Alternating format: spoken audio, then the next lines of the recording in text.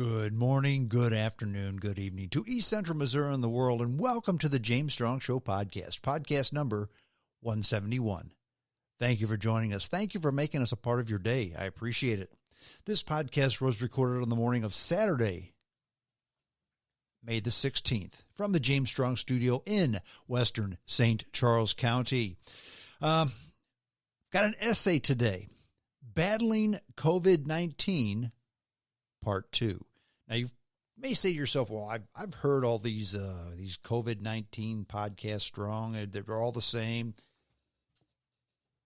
If you're a fan of my podcast, you should know by now that this is not going to be the same because my podcasts are a little bit different. I like to take a little bit of a different view of the normal opinions, the normal stuff that's out there. And this is going to be no exception. This will be a bit different than the norm, okay? But this whole COVID-19 thing has been a big deal. There's the conspiracy theories, there's the infighting, there's the tribalism that's going on, which I have no use for any of it. But the essay today, and it's been a while since I've done a true essay where I did a lot of research on a topic, presented some facts, and then wrapped it up with my recommendations and my opinions. And so I'm going to do this for this podcast. Before I do that, we've had something going on here in the neighborhood, in the house. And I'm just curious as to whether or not others have been experiencing this or not. When the sun goes down, we seem to be inundated with frogs, huge frog sounds. And so much so that because the weather has been mild, we've been sleeping with the windows open. It's hard to sleep because it's so loud. Okay. And we've identified the frog sounds as a gray tree frog, a American toad, and there's a couple others we haven't been able to identify, but, it's been very loud with the frog croaking, toad croaking all night long. I don't know if it's because of the wet weather, what's the deal, but I'm just wondering if anybody else has experienced that or not. If so, send me an email, jamesstrongshow@hotmail.com. I'm curious as to hear if you're experiencing that or not. Getting on with my essay, Battling COVID-19, Part 2. No one alive, remember that nobody alive was a player during the last true pandemic. That was the Spanish flu in 1918. We've had others. The SARS and the MERS were, I guess, they weren't truly pandemics because they were more regional and not so much worldwide. Neither of them really came here, mainly because they were brought under control because they weren't terribly contagious. This one has been a worldwide pandemic. But nobody alive was a player during the last true pandemic, okay? It was over 100 years ago. And so this is new ground for all of us, okay? We, and when I say we, I mean the collective we, the whole world, has made a decision to listen to and trust the doctors and the scientists, the smart people, okay, on how to handle the pandemic. And we shut down most of the world, basically. We stayed home. We washed our hands for 20 seconds to make sure they were clean. We wore masks. And it's like we stopped doing this. We're still doing this, wearing masks. We're avoiding people. And the goal all along, remember the goal all along, folks, flatten the curve, okay? The goal was to flatten the curve, reduce the rate of infection to the point where hospitals won't be overwhelmed and the sick can receive treatment. You heard the scenarios about people dying in the streets, okay? That didn't happen here. It worked. Now, it did happen in Italy. They weren't prepared. We took their advice or actually learned from their experience, and it's worked over here. I mean, even in New York City, which by far was the worst infected area in the whole country, I mean, it worked there. The dispatched Navy ship and the triage unit set up at the Javits Center really were never even used, okay? They didn't use all the ventilators. They thought there'd be a shortage of ventilators. Never even used all that they had. We listened to the smart people. We took their advice. And it's been mission accomplished. Okay, we did the right thing. Even right-wing talk show host Michael Savage, okay, who, by the way, he's an epidemiologist. You've heard people refer to him as Dr. Savage before. He's an epidemiologist. He knows about this stuff. And even he said, look, we got to do what these doctors are saying. Rush Limbaugh and Sean Hannity, they don't have doctor's degrees. I do. I know what I'm talking about. That's what he said. So we've done the right thing. We took their advice, and it's worked. The curve has been flattened. The sick are being treated. The actual fatalities, they've been far less than estimated. Now, fatalities have been far less than estimated, and that's not because this was a globalist plot to bankrupt the West, okay? It's because we listened to the smart people. We listened to the smart people, okay? Dr. Fauci and all the rest of them. We listened to what they had to say, okay? We sheltered in place. We did the social distancing. We washed our hands. We shut down the economy, basically, except for that was necessary to continue, okay? And we listened to the smart people, and we took their advice. Kudos to us. That was part one of the battle against the pandemic. Now we're getting to part two. So we've done what we need to do. We've flattened the curve. People aren't dying in the streets. We've done a pretty good job of listening to the smart people. Part two is this next part of this, because this is going to be with us for quite some time, okay? Now, before I go to part two, I've already said this is not a globalist plot to bankrupt the West, and I believe that.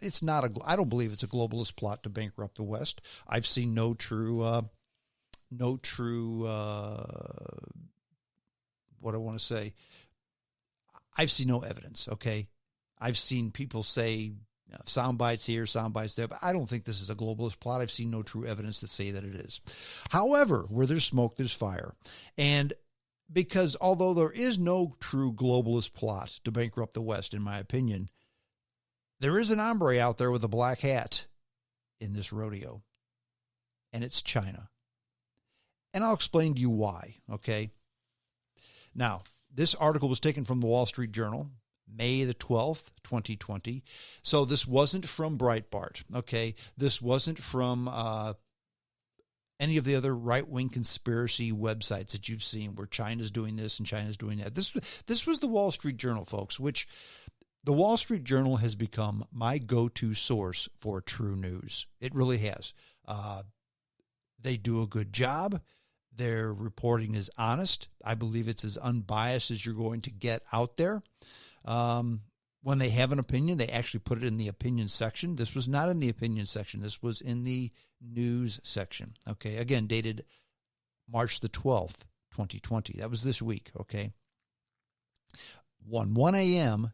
on December 31st, 2019, Lu Zhonying was called by her boss at a local disinfection company and told to get a team together and head to the Hunan market in Wuhan and bring your testing kit. Okay? So she did that.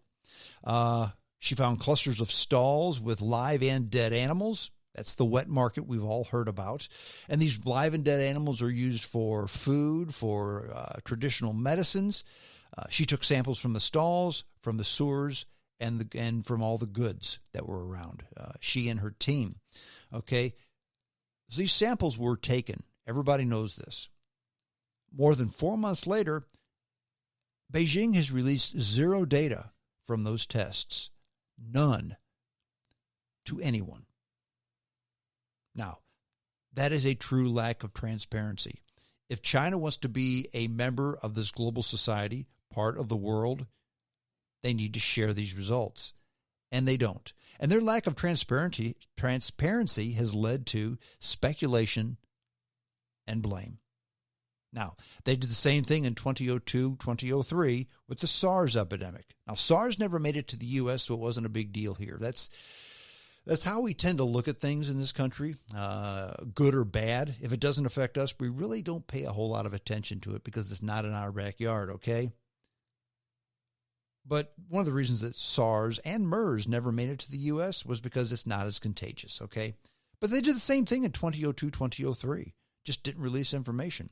Now, when the World Health Organization went to China to investigate, they never went to the Wuhan market. Why? That's where everybody was saying it initiated, in that Wuhan market. The World Health Organization never went there. Why? The Chinese CDC, the Chinese Center for Disease Control, okay? They said they would eventually make a map of this market showing where the animals were and the patients that developed COVID-19, that contracted the coronavirus, where they were. So in other words, if you see this map and found out where they were, then you're going to find out where the virus originated. They've never released that study. Nothing. They said they would, and then they just didn't. Now, the China CDC went on to comment about what they did, how they did it, but they never released any results. None. The Chinese CDC just won't comment on it. Nothing. Dead silence. There was a UN organization called the Food and Agriculture Organization. They've been trying to get into China to investigate the animal origins, okay? Another worldwide biased neutral source. China won't let them into the country because, well, we have a pandemic going on here. We can't let you into the country. Their response has been, yeah, we know there's a pandemic going on. We're trying to find out how it started, what the origins are, so we can find more of a cure. Nah, the Chinese government says, nah, you'll need to wait until the pandemic's over to do this. Well, if the pandemic's over, there's no sense in investigating it, right? See how that works? See how that works? Now, other organizations have tried to do the same thing within China, and it's the same thing. Other neutral worldwide or other country organizations have just been denied access. Look, we've got enough information. We'll let you know when we found out. It's been 4 months and nothing, and they won't let anybody else in. Now, the China Center for Disease Control, they admit to collecting 585 samples. This is what they have admitted to. They collected 585 samples from the wet market, 33 of which tested positive for the virus. They've said that. But no place as to where in the market it tested or what animal was tested, what animal the positive test came from. Just that, yeah, 33 of them were positive. No more information. In other words, nothing. Now, when the health experts from Taiwan and Hong Kong, they went and they visited Wuhan. This was back in mid-January. And the Chinese CDC said that no wild animals were found at the market. There's none there, so there's nothing for you to see. Of course, by then it had been cleared up. But they said there's no reason for you to even worry about this because there's no live animals at this market. Well, the Chinese CDC said that they tested 585 of them. But then there were no live animals there? Do you find that odd? No, I find that a flat-out lie. There was another doctor, Ian Lipkin. He's a virologist from Columbia University. He visited China in late January to help combat the virus. He was also there for the SARS epidemic, okay? And he said the Chinese CDC said they had collected samples. So sometimes they said they have, and sometimes they said they haven't. They're inconsistent with what they say. They can't get their story straight. Now, nobody, absolutely nobody, believes the Chinese numbers for the number of dead, the number who caught the disease, the number who had the virus, the number who were asymptomatic, the number who recovered.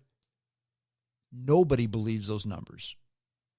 That's the one consistent thing in this whole thing. The UN doesn't believe them. The US doesn't believe them. Europe doesn't believe them. Hong Kong doesn't believe them. Taiwan doesn't believe them.